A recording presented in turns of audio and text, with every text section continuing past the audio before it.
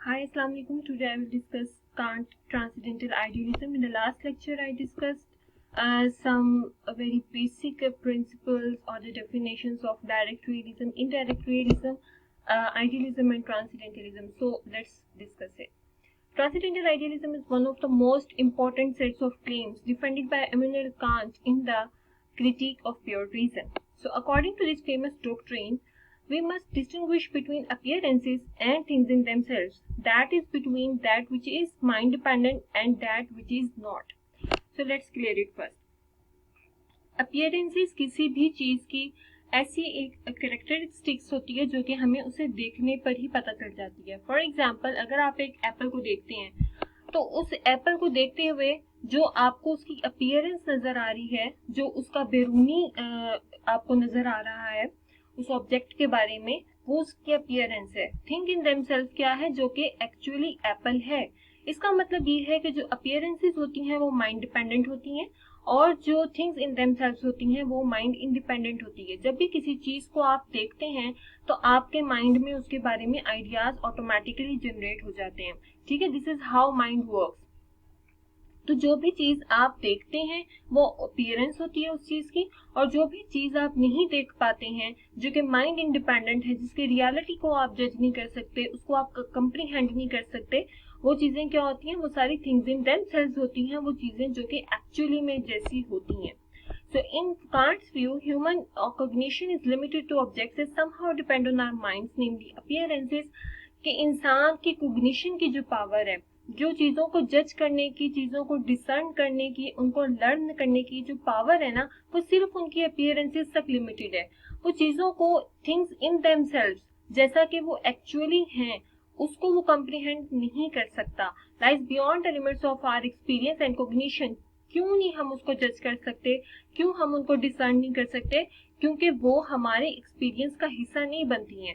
Apple की एक appearance से आप एप्पल के बारे में ये आइडिया लगा लेते हैं कि ये एप्पल है और इसके खदो खाल इस तरह के, उसकी कैरेक्टरिस्टिक्स इस तरह के, उसकी अपीयरेंस इस तरह की है. लेकिन एक्चुअली में एप्पल क्या है वो कहता है कि इंसान इस बारे में नहीं जान सकता. बेसिकली जो कांट का ट्रांसेंडेंटल आइडियलिज्म का कॉन्सेप्ट है वो ये हमें बताना चाहता है कि जो रियल नॉलेज है, जो एब्सोल्यूट नॉलेज है, जो एक परफेक्ट नॉलेज है, वो किसी भी चीज के बारे में हो, चाहे इस यूनिवर्स के बारे में है, वो मटेरियल ऑब्जेक्ट या फिजिकल वर्ल्ड के बारे में है, वो कहता है कि हम वो नहीं गेन कर सकते हैं. क्यों नहीं गेन कर सकते? क्योंकि हम सिर्फ चीजों की अपीयरेंसेस देख रहे हैं जो कि माइंड डिपेंडेंट चीजें हैं. ठीक है, लेकिन जो चीजें खुद में हैं, थिंग्स इन देमसेल्फ जो वो जैसी हैं, हम उनको जज नहीं कर सकते, हम उनको एक्सपीरियंस नहीं कर सकते, हमारे पास वो कोजिनेटिव पावर्स नहीं है. So according to Kant idealism, things in themselves the mind independent होंगी, right, are beyond our epistemic reach, क्योंकि हम उन्हें देख नहीं सकते, हम उन्हें सेंस नहीं कर सकते, and can not be an object of cognition. ठीक है, कि वो हमारे नॉलेज का हिस्सा नहीं बनेंगी, वो हम उन्हें डिसर्न नहीं कर सकते. For epistemic agents such as ourselves, that is the human beings, right? So in the Critique of Pure Reason, Kant argues that space and time are merely formal features of how we perceive objects, not things in themselves that exist independently of us, or properties or the relations among them. अब यहाँ पर जो वो बात करता है वो कहता है स्पेस और टाइम के बारे में. स्पेस और टाइम के बारे में जो कांट है उनका ये मानना है कि ये किसी भी किस्म की माइंड डिपेंडेंट रियलिटीज नहीं है. जो स्पेस और टाइम है वो कहता है कि मेंटल ऑपरेशंस हैं, एक हमारा इनेट बिहेवियर है जिसके जरिए से हम चीजों को जानते और समझने की कोशिश करते हैं.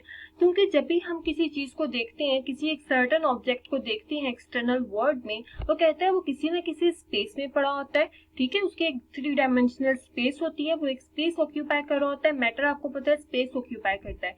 इसी तरह से वो एक सर्टन टाइम फ्रेम में पड़ा होता है. ठीक है, तो वो कहता है कि जब हम ऑब्जेक्ट्स को देखते हैं इन द एक्सटर्नल वर्ल्ड तो वो स्पेस और टाइम में ही हमें दिखाई देते हैं.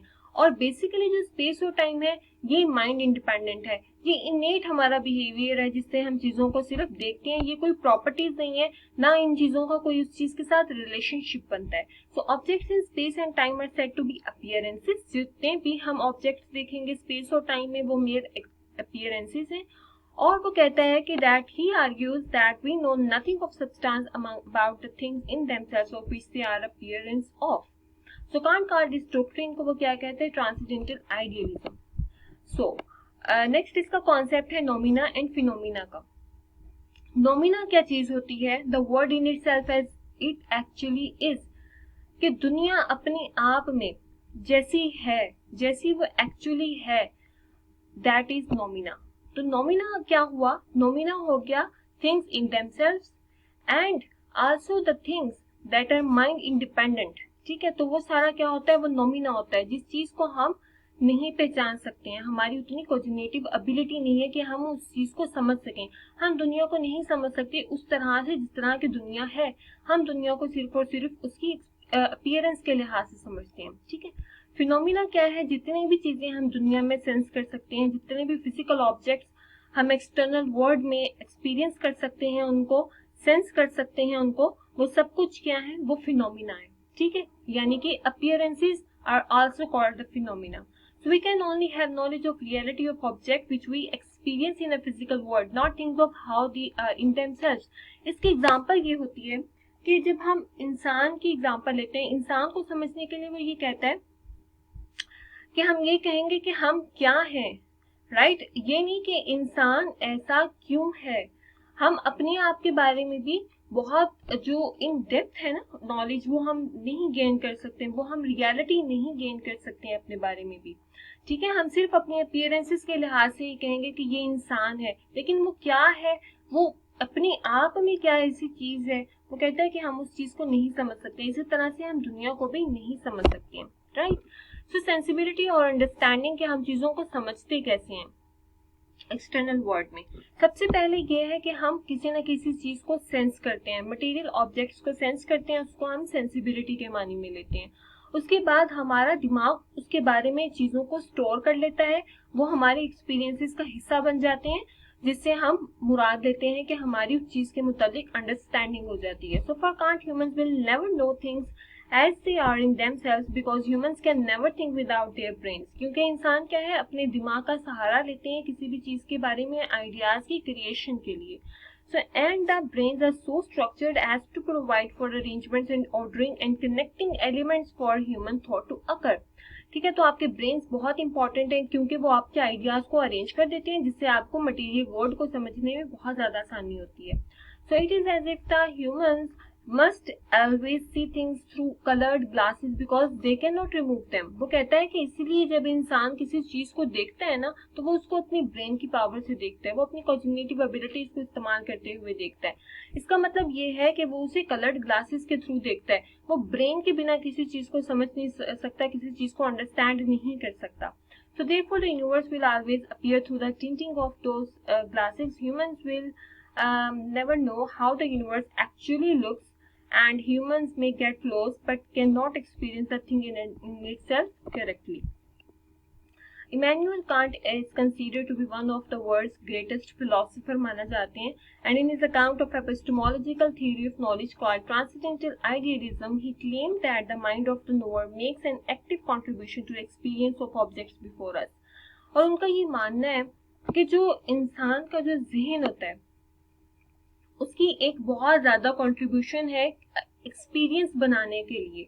जब भी आप किसी ऑब्जेक्ट को देखते हैं, वो कहता है, तो आपका माइंड की एक मेजर कंट्रीब्यूशन होती है कि वो आपको, वो उस ऑब्जेक्ट को एज अ एक्सपीरियंस आपके माइंड में स्टोर कर लेता है। अब उसकी ये जो स्टोरेज पावर है, ये जो मेमोरी बनाने की पावर है, उससे आप कहता है कि चीजों को कनेक्ट कर लेते हैं। ठीक है, आप अगेन जब वो ऑब्जेक्ट देखते हैं ना, तो आपके जो माइंड होते हैं उसमें ऑलरेडी उस ऑब्जेक्ट के रिगार्डिंग कुछ ना कुछ एक्सपीरियंसेस स्टोर हुए होते हैं। आप सिर्फ और सिर्फ आपका माइंड ही ये पावर रखता है कि वो उन को रीअरेंज कर देता है, उन एलिमेंट्स को, उनके सारे एलिमेंट्स को, और इस तरह से आप चीज को अंडरस्टैंड करते हैं बहुत अच्छे से, right? So he means that whatever we already know through our experience makes it easier for us to acquire new meanings of knowledge। So accordingly Kant specified two sources of our knowledge। कौन कौन से दो sources उसने दिए? एक sensibility, जो कि mind का रिसेप्टिव कैपेसिटी है, चीजों को देखते ही आप सेंस करते हैं, और आपकी sensing ability. And the minds conceptual capacity, जो कि वो खुद से समझने की कोशिश करता है, चीजों को स्टोर करके, उनको एक्सपीरियंसेस को, अपने आइडियाज को स्टोर करके। ठीक है, तो वो उसकी इस चीज के बारे में क्या हो जाएगी? Understanding. So he said without sensibility no object would be given to us. ठीक है, अगर आपके पास सेंसेस की पावर ना हो, आप कोई भी ऑब्जेक्ट नहीं देख सकते हैं, ठीक है। And without understanding object with be thought, और अगर आपने कोई ऑब्जेक्ट को समझा ही नहीं है, आपके माइंड में उस ऑब्जेक्ट के रिगार्डिंग कुछ स्टोर ही नहीं हुआ है, तो वो कहता है कि उस ऑब्जेक्ट के बारे में आपके जहन में किसी भी किस्म का थॉट भी नहीं आएगा। So thoughts without content are empty and intuitions without concepts are blind. So he meant that in order to think about some object, it takes understanding, which is science concepts, and based on the object's sensation input to identify what is common and general about it. So Kant postulated that there must exist rules for thoughts, which he called categories, and that are innate and necessary for understanding all the concepts. वो कहता है कि जो भी आपकी categories होती हैं या जो रूल्स ऑफ थॉट्स होते हैं चीजों को समझने के लिए, वो आपका एक इनेट बिहेवियर के तौर पे आते हैं, right. So in addition to mind's conceptual contribution to experience only, that special set of concepts वो क्या करते हैं बाद में, वो ऑर्गेनाइज कर लेते हैं अपने आप को into this fundamental categories of thought, make empirical concepts and judgement possible, right. So Kant reject, conclusively हम देखें तो ये Kant rejects any kind of knowledge that goes beyond the bounds of sensation. वो कहते हैं कि जितना भी नॉलेज आप गेन करते हैं उसमें सबसे पहली तो आपकी सेंसेशन आती है एंड देन उसके बाद अंडरस्टैंडिंग आती है, तब आप मटेरियल ऑब्जेक्ट को समझ सकते हैं। तब भी जो मटेरियल ऑब्जेक्ट आप समझते हैं वो थिंग इन देमसेल्व्स नहीं होता, आप जो चीजें भी समझते हैं वो मेयर अपीयरेंसेस होती हैं, right, because there can be no object for understanding to जज राइटली और wrongly. So while Kant is transcendental idealist है, so he believes the nature of objects as they are in themselves is unknowable to us, यानी कि हम perfect और absolute knowledge को gain नहीं कर सकते हैं, हम थिंग्स इन themselves को नहीं समझ सकते हैं। So this was about the transcendental idealism by Kant. If you have any question, you can ask in the comment section. Till then, take care.